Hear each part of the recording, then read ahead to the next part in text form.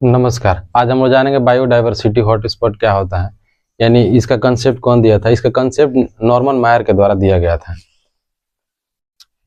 इसका मतलब हिंदी होता है जैव विविधता, यानी समृद्ध जैव विविधता।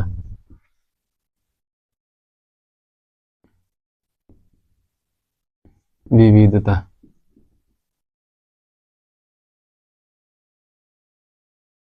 और इसका मतलब होता है गंभीर रूप से संकटापन। गंभीर रूप से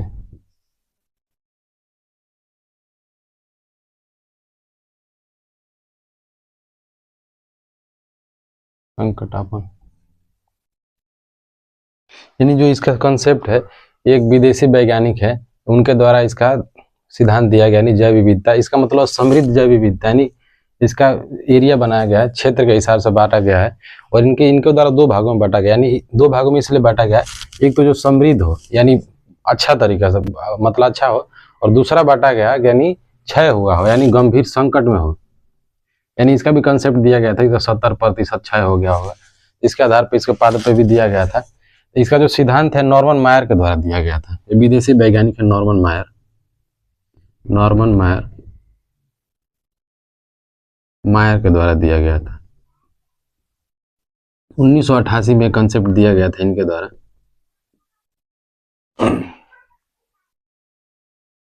ये दो भागों में बांटा गया था। हॉट स्पॉट को मायर ने दो भागों में बांटा था। ये कहते हैं कम से कम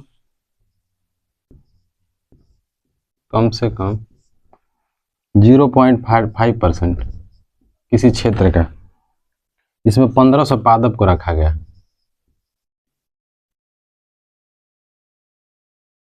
1500 पादप को रखा गया और इसमें स्थानीय यानी 1500 स्थानीय पादप होना चाहिए।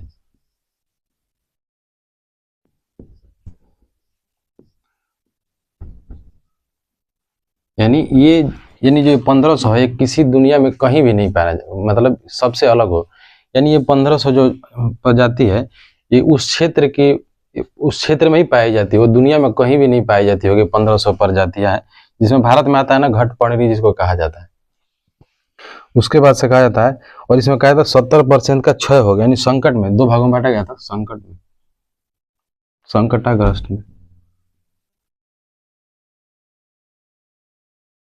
इसमें 70% का क्षय हो गया होगा, यानी विनाश हो गया होगा, खतरे में हो वनस्पति। 70% का क्षय हो गया, यानी विनाश के कगार पे हो, 30% ही बचा हो। ये एक यूएस बेस एजेंसी है, ये एक गैर सरकारी कंपनी है, यानी एक संवैधानिक नहीं है ये, यानी यूएस को द्वारा बनाया गया था।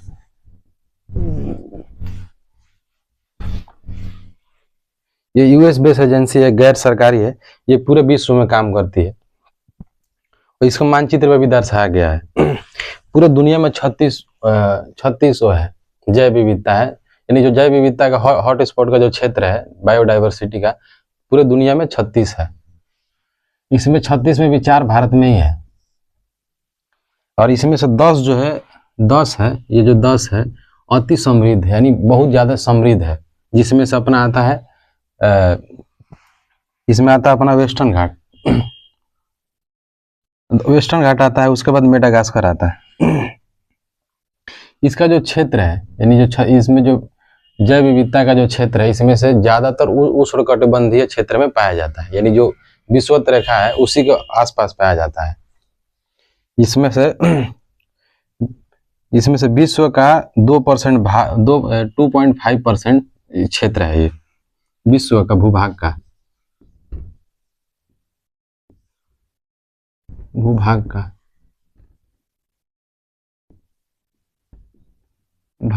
2.5% प्रतिशत क्षेत्र है। इसमें से दिया गया इसमें जो 60% जो प्रजातियां उसको संरक्षण दिया गया है, 60%,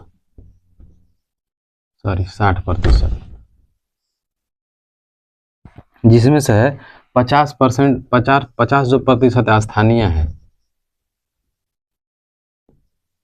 50% स्थानीय है।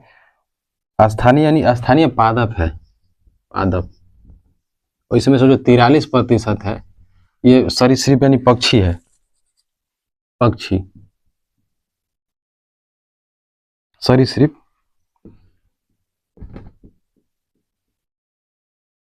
सरीसृप। इसके बाद है, इसमें हम दूसरा देखते हैं हम लोग ऑगबिल। ऑगबिल क्या होता है? ऑगबिल, ऑगबिल,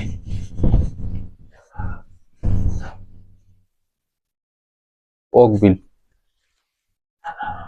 ओग सी होगा, ओग BIL। इसका फुल फॉर्म होता है old climate, old climatically, old climatically buffered infertile landscape. इसका मतलब ओल्ड होता है। चल नहीं रहा यार, बेइज्जती कराएगा ही। इसका ओल्ड होता है, इसका क्लाइमेटिकली होता है,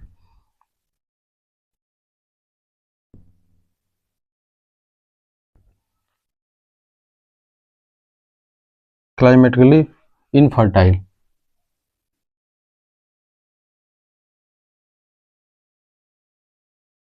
इनफर्टाइल लैंडस्केप।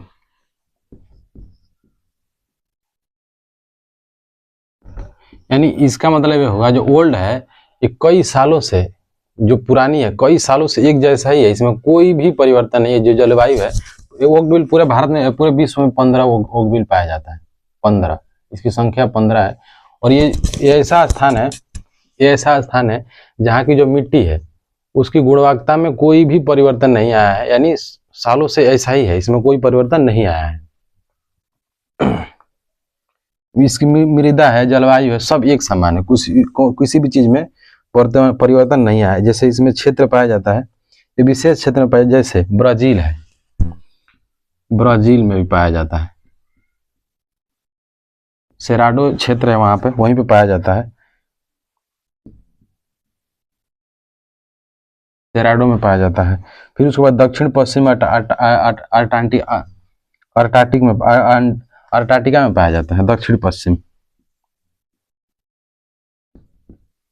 दक्षिण पश्चिम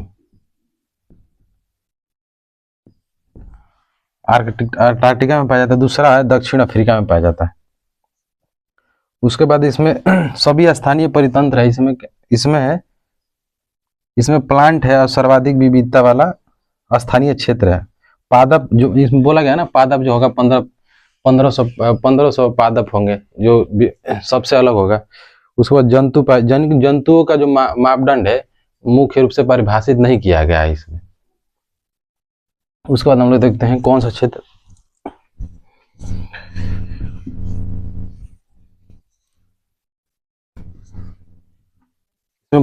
इसमें भारत है, भारत में 4 हॉटस्पॉट पाया जाता है, भारत में 4। इसमें पहला हिमालयन, हिमालयन है इसमें,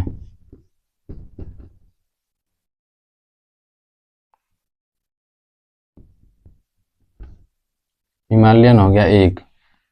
दूसरा है इंडो बर्मा, एक, यहाँ पे 2, इंडो बर्मा।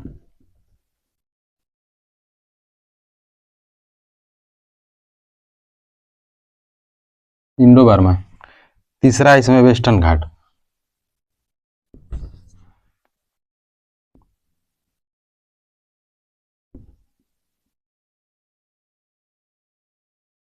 तीसरा इसमें वेस्टर्न घाट हो गया। और चौथा है सुंडालैंड, सुंडालैंड में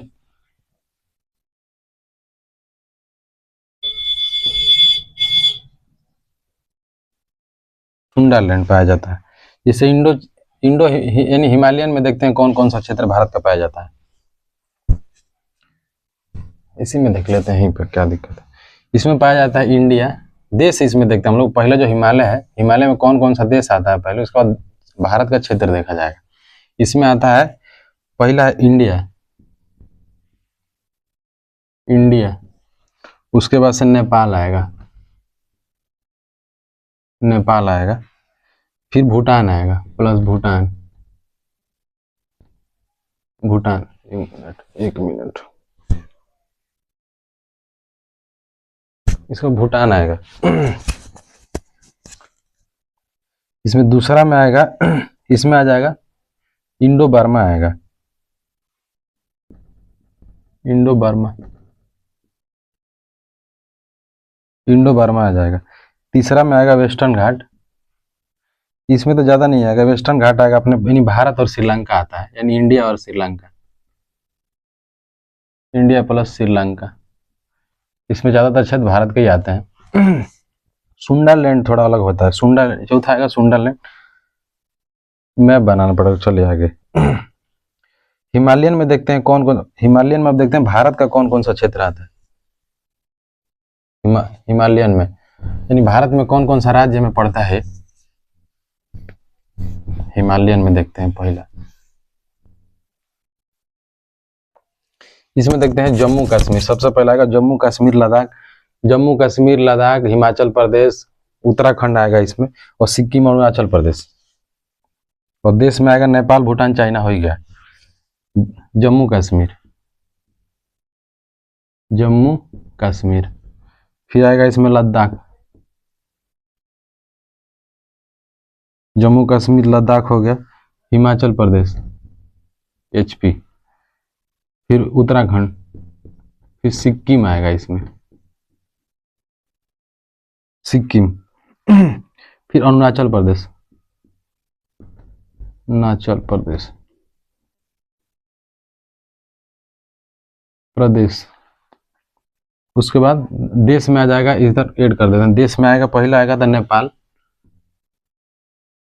नेपाल, नेपाल चाइना, नेपाल चाइना, और दूसरा आ जाएगा भूटान, भूटान आ जाएगा सिक्किम के पास, भूटान। इसमें हम लोग देखते हैं पादप कितने पाए जाते हैं, यानी जो स्थानीय पादप है जंतु दोनों देख लेते हैं, इसमें यही कर देते हैं। पादप में 15,000 प्रजातियां हैं, इसमें जो प्रजातियां हैं 15,000 प्रजातियां हैं, एक 15,000 जो प्रजातियां हैं इसमें पाई जाती हैं, 15,000 प्रजातियां पाई जाती हैं। उसके बाद है 3200 एंडेमिक, यानी जो कहीं नहीं, यानी खतरे में हो, 3200। दूसरा एंडेमिक हो, एंडेमिक। उसके बाद इसमें कई विशेष जानवर पाए जाते हैं, वो भी देखेंगे हम लोग, कई विशिष्ट जानवर,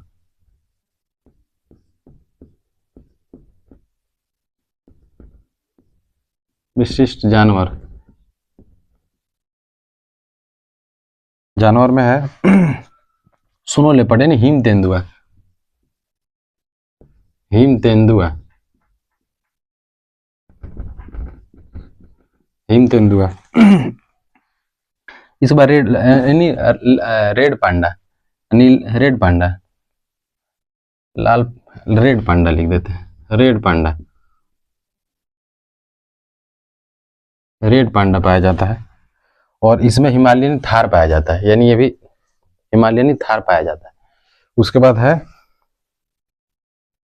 नॉन एंडेमिक में देख लेते हैं, डुगोंग है, चीर पाइन है, ओक है, रेनोडेंड्रोन है। उसके बाद हम लोग देखते हैं इंडो बर्मा, इंडो बर्मा समय ज्यादा हो जाएगा, इंडो बर्मा देख लेते हैं, बाकी दो कल। इंडो बर्मा, इसमें तो हम लोग इंडो बर्मा कल देखेंगे दूसरा पार्ट में।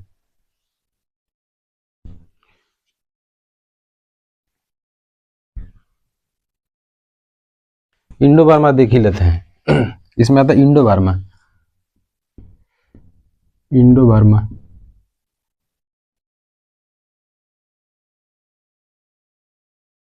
Indo Burma.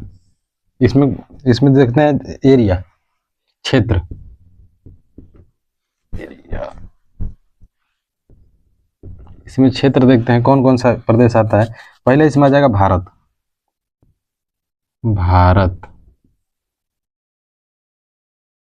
भारत में देखते हैं पहले, भारत में, देश नहीं, भारत में पहले आ जाएगा नागालैंड, नागालैंड, नागालैंड। दूसरा आ जाएगा Mizoram Tripura, Mizoram,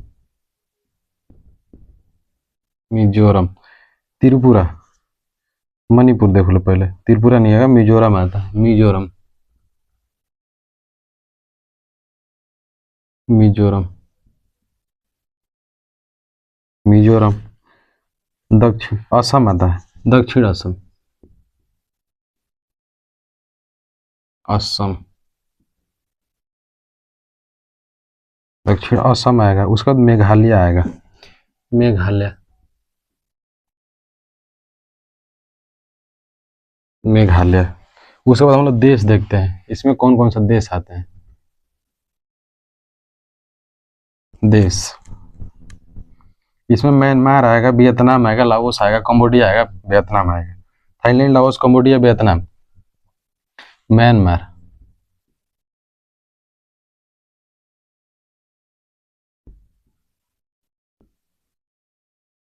Myanmar, Vietnam,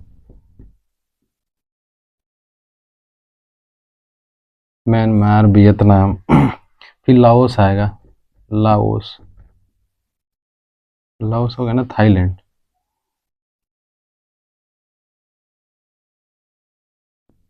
Thailand, Thailand, Laos, Cambodia, Cambodia छूट रहा है इसमें, कंबोडिया,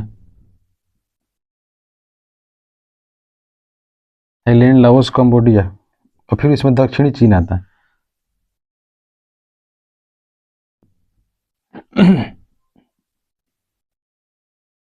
अच्छा, इसमें दक्षिणी चीन थोड़ा जान लेते हैं।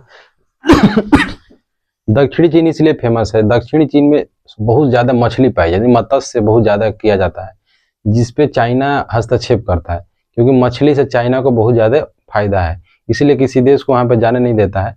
और भी मिनरल पाया जाता है, लेकिन मुख्य रूप से वहां पे मछली बहुत ज्यादा पाई जाती है। इसमें चाइना इतना मजबूत है, इतना मजबूत कि किसी भी देश को जाने नहीं देता है। और वहाँ की जो नदी है, यांगटीसी नदी हो गई या बाकी किसी भी नदी का पानी नहीं छोड़ता है, वो डैम का पानी छोड़ता नहीं है, जिसके कारण ये लोग बहुत ज्यादा परेशान रहते हैं। इसके बाद है एंडेमिक चीज देख लेते, विविधता देख लेते हैं इसमें, विविधता, विविधता। इसमें 3000 एंडेमिक है, 1 2 3 एंडेमिक, 3000। इसमें सबसे ज्यादा सर्प पाए जाते हैं, सर्प, सर्प की प्रचुर मात्रा,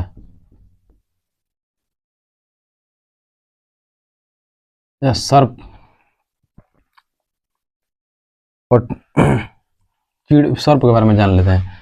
क्या है, जितना ठंडा प्रदेश वहां पे सर्प ज्यादा पाए जाते हैं, इसीलिए नागालैंड है, यहाँ पर नागालैंड है, नागालैंड में कहा जाता है वहां पे इतने सांप होने लगे, इतने ज्यादा सांप होने लगे, यानी सरीसृप होने लगे, वहां के लोग डरना छोड़ के खाना शुरू कर दिए। इसलिए कहा जाता है कि चाइना में, चाइना नहीं, चाइना तो अलग है, जो नागालैंड है अपना भारत, नागालैंड में कोई भी चीज अगर धरती पे चल रही हो, यानी रेंग रही हो, तो उसको खाया जा सकता है। इसलिए वहाँ के लोग डरना छोड़ के खाना शुरू कर दिए। और जितने हम लोग ईस्ट में जाएंगे वहाँ पे ज्यादातर सरीसृप पाए जाते हैं, इसलिए वहाँ पे खाया भी जाता है। जैसे चाइना में प्रचुर मात्रा से कीट पतंग पाए जाते हैं, वहाँ पे खाया जाता है। कंबोडिया, थाईलैंड, लाओस, वियतनाम, ये जितने भी क्षेत्र हैं वहाँ पे यही चीज पाया जाता है, इसीलिए खाया जाता है। खाना जो हमेशा होता है इन्वायरमेंट पे डिपेंड करता है, जैसा इन्वायरमेंट रहेगा वैसा खाना मिलेगा, इसलिए ये धार्मिक चीज नहीं है। फिर चीड़ का पेड़ पाया जाता है। फिर उसके बाद हम लोग देखते हैं वेस्टर्न घाट,